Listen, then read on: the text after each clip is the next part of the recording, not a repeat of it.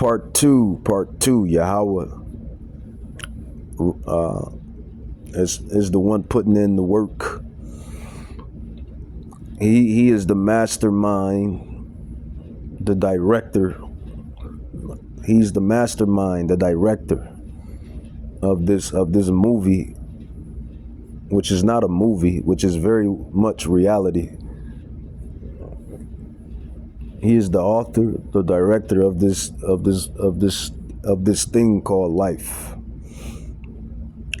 And I just got off of Job, the Job account between Hasatan and Yahawah, having a bet on Job's integrity and faith, and also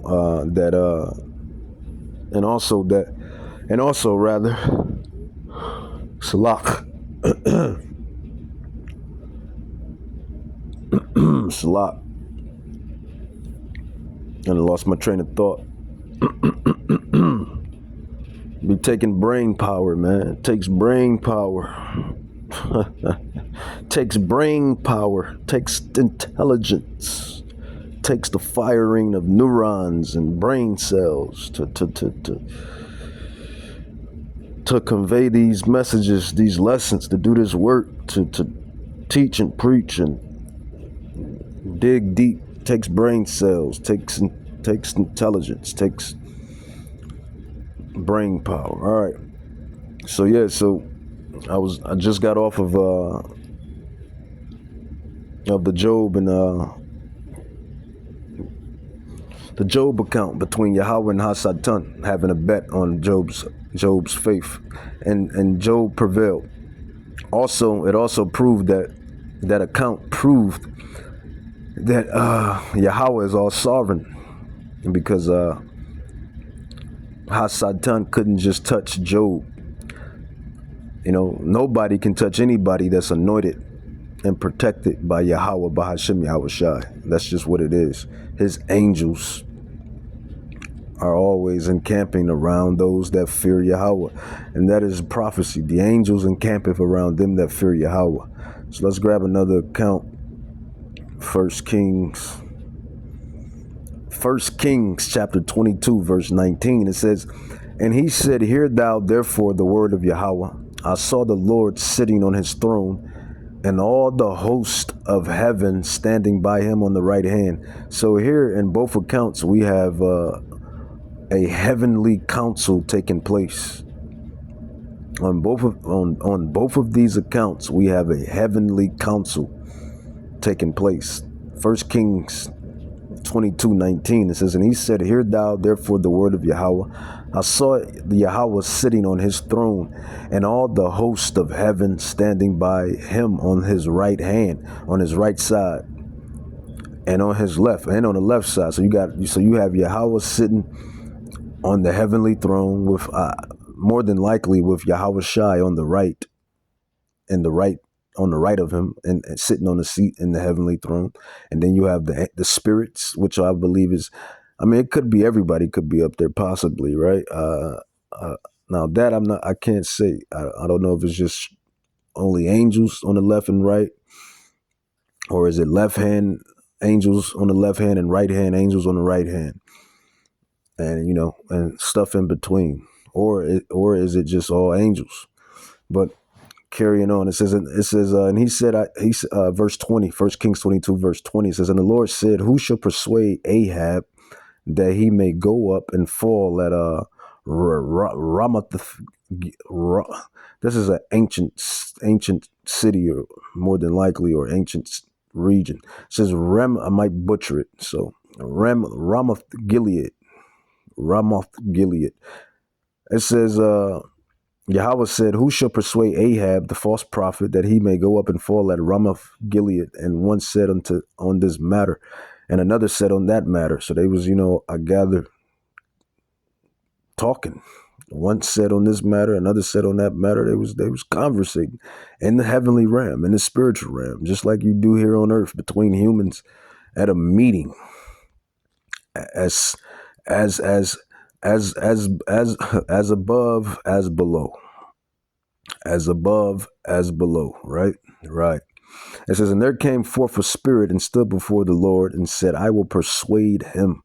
And the Lord said unto him, wherewith? And he said, I will go forth, and it will be a lying spirit in the mouth of all his prophets, Ahab. It says, and he said, thou shalt persuade him and prevail. Yahawah said, yeah, thou shalt persuade Ahab and prevail also. Go forth and do so. Now, therefore, behold, the Lord had put a lying spirit. It didn't say Satan. It didn't say Satan put a lying spirit in the mouth of these prophets. It didn't say the demons put a lying spirit in the mouth of these prophets. This is what it said from a true prophet, a true Bible teacher. And not only just me, but the other men that understand this doctrine and preach and teach this like-minded doctrine. It says, now therefore, behold, the Lord hath put a lying spirit in the mouth of all these thy prophets, and the Lord has spoken evil concerning thee. And if we go to Chat GPT, and yeah, that was a rhyme, but I wasn't trying to rhyme, really. Let's go to Chat P, because I put the account in, and Chat kind of gave its synopsis. Chat gave its synopsis on it. It says, brain power, brain cells. This is what this stuff takes, right? Right. Not only that, takes anointing. The spirit has to be on you. Because, that's what the flesh does. The flesh wants to be lazy. The flesh wants to say, you could be doing anything else. Why you want to teach and preach the Bible? That's what the flesh. You can go be, you can go do this, go do that. That's what the flesh do. But the spirit is what quickeneth, right? The spirit is what allows us to do what we do best. Preach, teach, and prophesy. Where it's gotta be humans.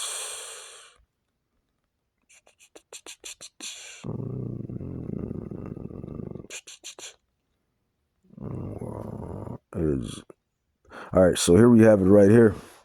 I put in the prophet's vision. It says the prophet Micaiah, I believe, but it says Micaiah or Micaiah. Probably would be Micaiah in the Hebrew, but Micaiah is called to speak the truth after many false prophets promised Ahab victory in battle.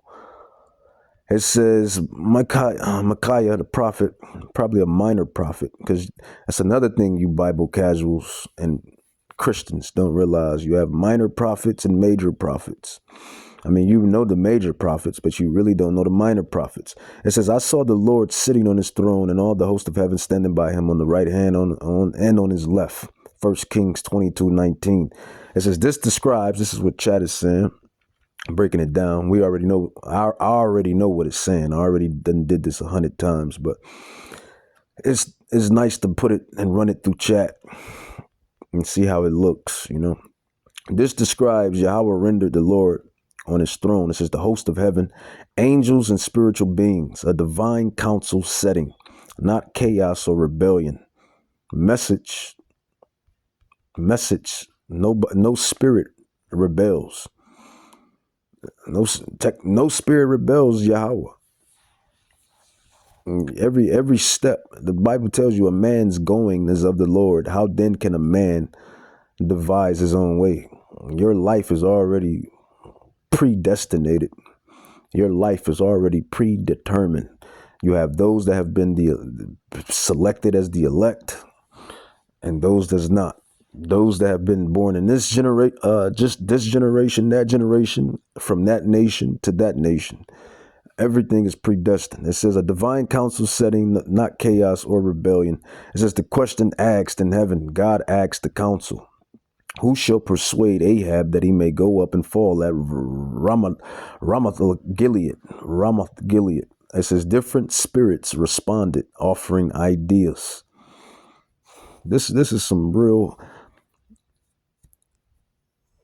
This is electrifying. This is mind-boggling. You know, this is some stuff you see in the movies. Yeah, this is where they get it from. They get it from our Hebrew Bible and our Hebrew power, Yahawah, Bahashem Yahushai. There's a saying in the world. There's a saying in the world.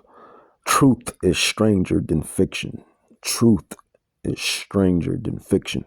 It says, who shall persuade Ahab that he may go up and fall in the Ramlah of Gilead? It says, different spirits responded, offering ideas. The lying spirit speaks, then one spirit steps forward, and there came forth a spirit and stood before Yahawah and said, I will persuade him. So is Yahawah evil for putting lying spirits on prophets and everything else I'm finna get into that he has done? Of course not. He's Yahawah. He's the creator. He does what he does what he wants. He does what he wants. It says Yahawah asks, and he said, I will go forth and I will be a lying spirit in the mouth of all his prophets. It says Yahawah replies, thou shalt persuade him and prevail also. Go forth and do so. It says what this means biblically. It says important points to understand. This is chat. It says God did not become evil. God allowed judgment on Ahab because Ahab rejected truth repeatedly. This is consistent with scripture. See Romans 1:24-28, and that is a good chapter and good verses. It says the spirit was already deceptive. The lying spirit says Yahawah did not create a lie. He permitted a lying spirit to operate as judgment. Now, this is where chat went off to because they says free will still existed. If everything is predestinated, there is no such thing as free will. And if I'm wrong on that, then Yahawah Bahashem Yahushai, please correct me and get me right. But if everything is predestinated, it can't be free will can't exist. So I believe chat is wrong on that because you have the different precepts that talks about predestination. You have many precepts, actually. And then you have scriptures that say, like I just quoted one earlier, a man's going is of the Lord. How then can a man understand his goings? Then you have another scripture, prophecy, the mind, the heart of the king's mind, roughly paraphrased, is in the hand of the Lord. And he turns it like the rivers and whatever. So it's like your walk is predestined. Connections to other scriptures. And like I said, if I'm wrong on that, I ask Yahawah to reveal that into me and get me right on that, because I want to teach and preach the closest to 100% truth as much as possible. But everything is predestinated. A man's going is of the Lord. How then can a man understand his own way? Slop. It says connection to other scriptures. The heavenly council theme appears elsewhere. Job 1, Psalms 82, and so forth and so on. So moving right along. Yahawah is the one that causes devastation, eradication. And let's pull down some accounts. Let's pull down some accounts, man. This scholarship. This work. Get off work to do work. To do more work.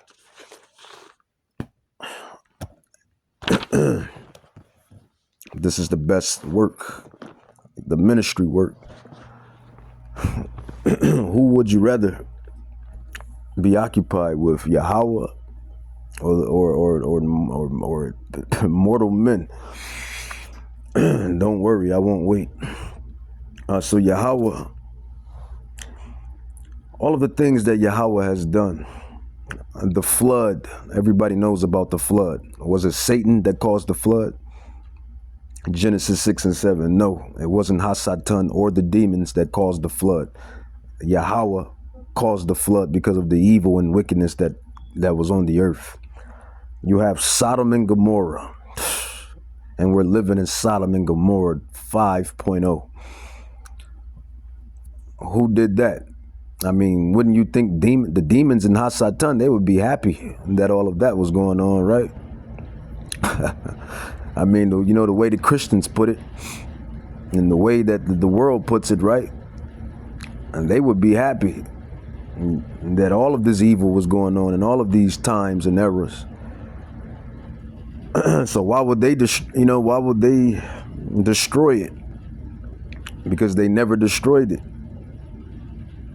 And really, they never caused it either. When you,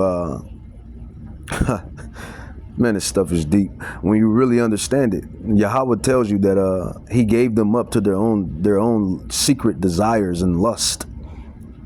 Yahawah tells you that he gave souls, men, women, teenagers, people. He give people up to their secret desires and lust. That's in Romans.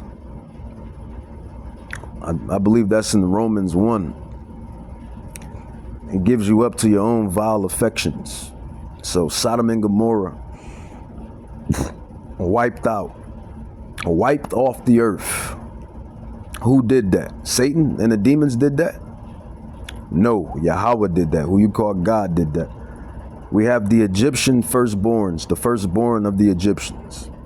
Who put out a hit on the Egyptians, on the firstborn of the Egyptians? Was it Hasatan and the demons, or was it Yahawah?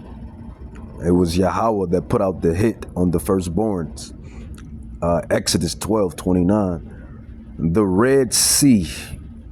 Everybody knows about Moses and the Red Sea and how our ancestors was, parted, saved, delivered.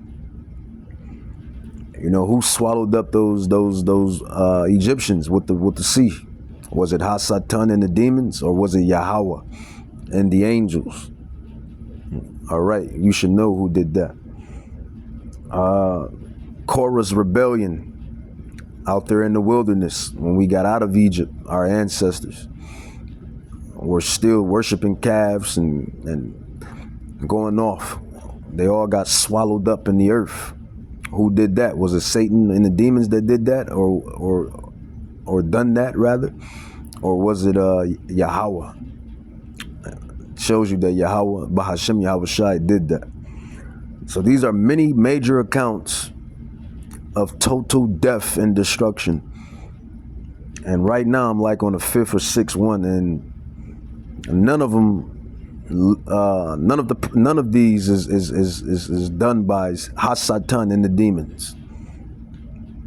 But see, when you drinking that wine of Babylon, and you in all of these different sects of religions and lies, they make you think that Yahawah has a rival. They make you think that Yahawah has a rival, and he doesn't. He's all sovereign. He controls everything. It says the plagues after David. Remember when King David counted the children of Israel? And I remember, going through the precepts, and Yahawah caused all of the, actually, man, Yahawah is so cold, man. That's how you know first and foremost, he's a black man. Yahawah Shai HaMashiach is a black man at that. But the Father, Yahawah, is a black man, the ultimate black man. But he gave them all. He gave King David, a black man. He gave King David an ultimatum. When King David counted the children of Israel, now I'm remembering the account, the life accounts. When King David numbered the children of Israel, because you weren't supposed to number the Israelites, but King David made a numbering on the Israelites, and his judgment, Yahawah gave him an ultimatum. I think it was like three choices, and King David had to pick. That wasn't Hasatan, and that wasn't the demons that did that. That was Hasatan. That was Yahawah. Salak. That was Yahawah. Slip of the tongue, not of the mind. That was Yahawah that did that. It gave King David the ultimatum. And he had 3 choices to choose from, 3 judgments, and King David chose the judgment that he picked. Moving right along, you have Job. I just went into Job. Okay, Hasatan was a part of that, right? But the point is, he couldn't do it because he needed permission. He needed permission to do it. So ultimately, who ran that? Who ran that? Who ran that? That was Yahawah that ran that. Yahawah made that happen. It wouldn't have happened if Yahawah didn't allow it to happen. Yahawah told Hasatan, you can do everything to Job except take his life. So Yahawah is all sovereign. He runs everything. Death, life and death. Hasatan and the demons are nothing but workers. We're all workers of Yahawah Bahashem Yahweh Shai. The prophets were workers of Yahawah. The disciples, the apostles, even the wicked, even you 2/3, you're a necessary evil. Even you heathens, you Gentiles, you're a necessary evil. Hasatan and the demons, necessary evils. Everybody has a role, man, in this movie. In this movie, everybody has a role in this movie. We got Ananias and Sapphira. This is Sapphira in the New Testament. This is Acts 5:1. I think this is where I think this is those that if I'm not mistaken, those that took some possessions out of one of those lands or armies or something, if I'm remembering correctly. But they lied on the the Rakat Kadash. They lied to one of the brethren, I believe. I forget the account, but Yahawah brought judgment on that. He struck them both dead.